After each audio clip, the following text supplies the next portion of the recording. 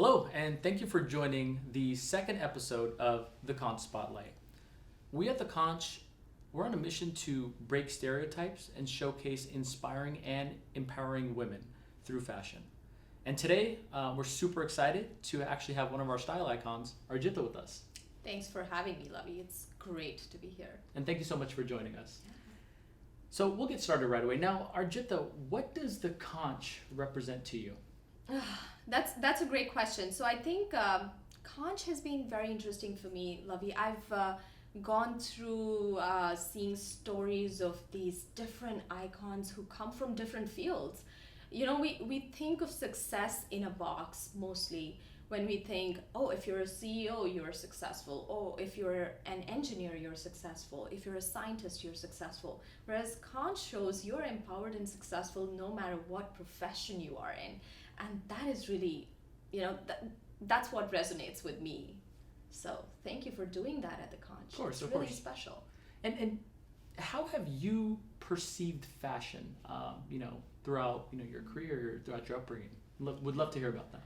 Yeah, I mean, fashion and I had a very, very interesting journey. At least for the first 20 years of my life, I've been very uncomfortable with it. Majorly because there are certain stereotypes on how women should dress up. And, when you're in high school, you're going through whole of this, I need to fit in, I need to look like everyone else. And it's just a really tough time. So I think I've had a very, very bad relationship with fashion for the first 20 years. But after that, I realized that I'm my own person and there is a certain way that I feel comfortable, and that can be fashion too. And I realized, I think in the last 5-6 years, that fashion could just be what you are comfortable in. At the same time, it makes you feel empowered, and it just says you. So for me, what says me as a founder, as Arjita, I just feel like that is fashion. And in terms of the feeling of being empowered, like I mentioned earlier, our mission is to bring these empowering and inspiring women, to hopefully have them as role models for people that are watching. Have you had role models growing up? Yeah, I mean, all throughout my life, I think my biggest role model, and the first one that I can remember, is my mom. She was the first person I saw as a CEO. My dad was in the army, so it was like she was a single mom, taking care of a company, running it successfully, taking care of 2 kids, and in Delhi, almost 20 years ago, where this was unheard of. So seeing her and then joining her as a co-founder, I think I have really learned so much. So much of my startup lessons, so much of my life lessons have come from her. And at that time there was no internet and Twitter, and all we had was access to news. But now in the last 5 years that I've moved here and I've got access to all this information, I get to find a role model every day. Like my latest one is probably Katrina Lake with Stitch Fix. Her fundraising journey and how she bootstrapped her startup, how she created her startup, and how she's actually running it today. It's fascinating, it's inspiring, and it seems like anyone can do it. And your mother being such a powerful force in your life, what does it take for women to lead a powerful life, today? That's a very interesting question, because I have thought about that question a lot in my life, and I've realized, and it might not be the right answer, but I think everybody has a different definition when it comes to being empowered or feeling powerful and feeling that equity. And there is no right answer. You can be in a corporate job, you can be an engineer, you can be a CEO, and you can feel empowered. And at the same time, you can be in all those 3 positions and not be empowered and still feel weak. So I think the answer is to each their own, and there is no definition. You don't need to look like a certain person to be empowered. In your own position, you can be empowered. I remember my grandmom, she was a housewife in India, where she had 4 kids and she was in a joint family, but I feel she was so empowered. The way she educated me, and she told me the lessons of you need to be educated, you need to take care of yourself, you need to be financially independent. These are the lessons I got from her, and I think she was empowered too. And having the ability to make a choice, and talking about choices, throughout your kind of trajectory, you were in physical therapy before, and now you're an entrepreneur. Yeah. So tell us about that. How did you make that switch from physical therapy to being an entrepreneur? Yeah, I feel that this question has been the highlight of my weekend, actually. And I was talking to my college friends back in India. We were having a video call, and they kept asking me, now we see your life and everything. And we're like, why did you ever go to, a medical school, do physical therapy? What was the point of it all? And to be honest, I've been figuring that myself. For the longest time, I've not told people that I was a physical therapist. I would never mention my undergrad because I just couldn't make that connection why it is there. But now the thing that I'm building, it is for kids learning and education, yes, but it is also for kids fitness and holistic development and wellness. And that's where that background comes in. As for making the switch, I think, Lovey, there was never a switch. I've been an entrepreneur since I was 16. I was a full-time entrepreneur, a co-founder with my mom while I was doing my undergrad. So I always knew this is what I want. I just did not know why I was doing physical therapy. But now I think I'm able to connect the dots a little bit. So, yeah. And, in terms of kind of the choices and, the things we come across in life, two of the powerful forces that I'd say that we have in our lives are our spouses. Yeah. And both of us, have started companies, and, it's very difficult with time. Mm-hmm. Now, how has life been, running a company with your spouse? Well, we've been through seasons and ebbs and flows, of course. I would certainly say it's not for everyone. It is, I think, a big communication force needs to be there. It needs to be open all the time. You need to understand that you're working on a mission together. It is something that you're going to build, and it's going to change the world a little bit. It's not going to change the world overnight, but a little bit. And if that passion connects you, and that was the story how Anshul and I met and we started talking, like we connected over our passions for learning for kids, and we realized that, yeah, great, we'll be great together building this. That being said, when you're running a company and it's just the two of you, it's super easy. As you start adding employees, you start adding investors, you start adding users, you start adding advisors. There are a lot of stakeholders. And at the same time, you have to manage your relationship. So I would say what has worked for both of us is we've really decided to stick to our mission. And if it takes longer, we are okay. We don't want to run this. It's not a sprint, it's a marathon. And for us, our relationship is as important as this startup.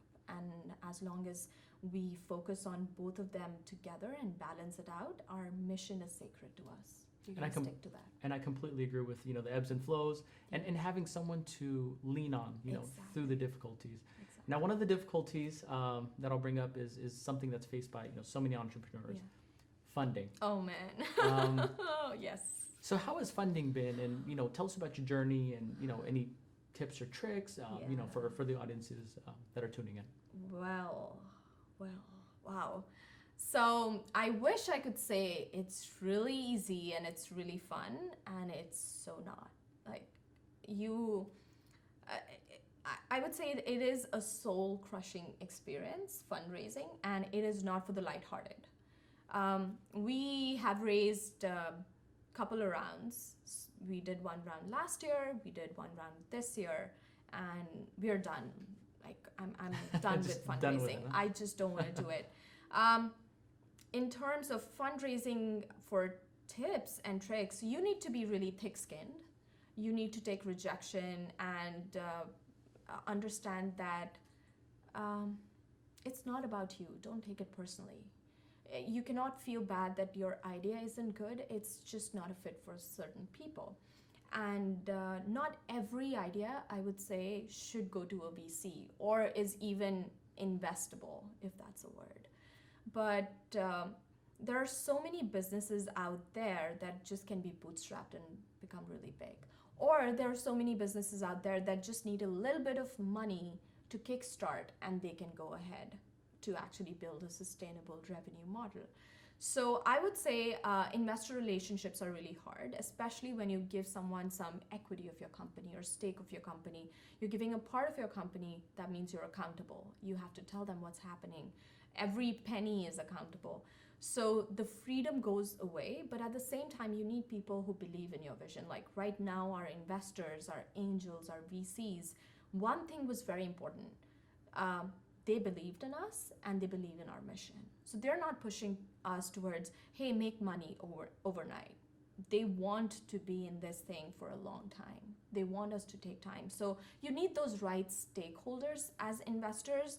Um, don't just get them for money, get them for expertise. What can they offer besides money? Because if it is just money, that's not a motivation big enough for you to have a relationship for at least 10 years. It is kind of a marriage. Yeah, and those are great tips for anyone starting a company or starting to look for funding. Yeah. Now, throughout your journey, is there that one, or maybe you have more than one, and I'm sure you definitely do, but is there that one lesson that you've gained that you'd like to share throughout your journey? Yeah, I think it depends on the moods of founder journey or the time I'm in. And at this point, when I'm actually thinking of, not running too fast and taking it slow, I said this before, it is a marathon, not a sprint.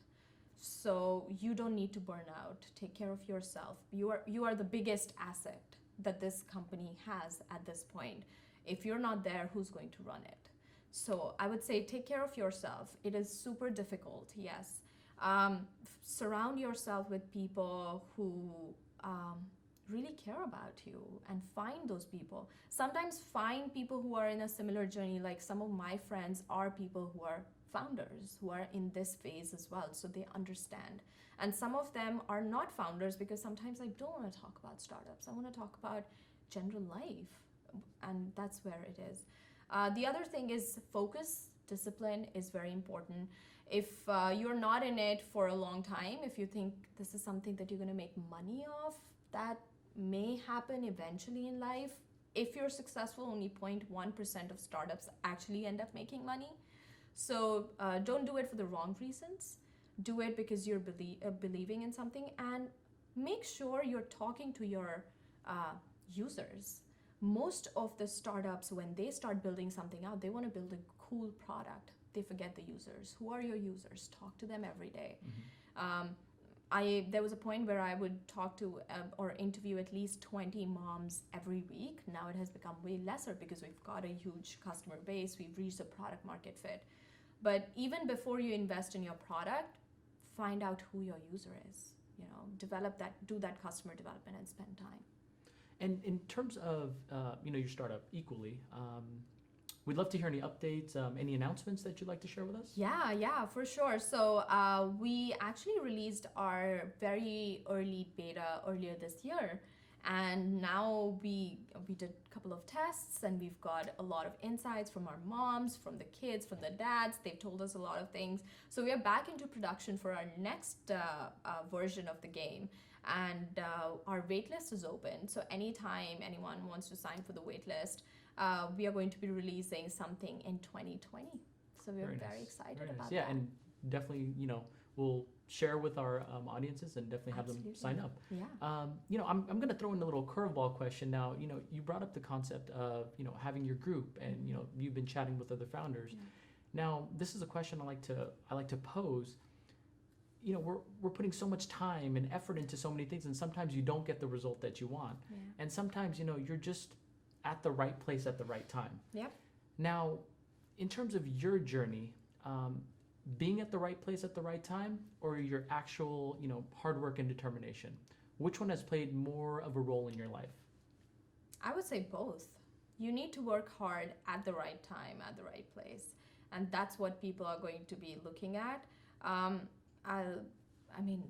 My life has been all about that. Like coming here, when I started doing my master's, I was always passionate about education. I did not know where to start, but the college that I was doing master's in, they have this annual $1 million prize on different topics. And the year that I joined for my master's, the topic was education for kids. And I knew that was the right time and the right place. And we went ahead to become actually one of the finalists for their online challenge. We raised $20,000 in 4 days on a crowdfunding campaign.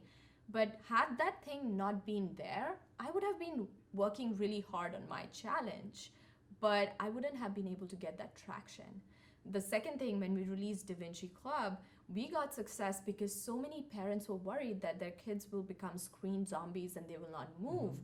Had I released this product 5 years ago, it wouldn't have mattered. I would have just been another game. But now parents care because it is the right time. So I would say it has to be both. In many cases, you do listen to some stories that were like, oh, he just had an idea and raised money. But there's so much more to it. Like even Steve Jobs' story, it's so, people just think he just built this overnight and he raised money and he was able to get to 1 million and 100 million people. That's not true. Yeah, of course. He worked really hard. Of course. Yeah. And those words of wisdom definitely hit home with anyone that's an entrepreneur. Yeah. And speaking of words of wisdom, is there any message that you'd like to give our audience? First of all, I would like to thank you, Lavi and Rafia, for having me at the Kaanch. Your mission just aligns with my core values so much.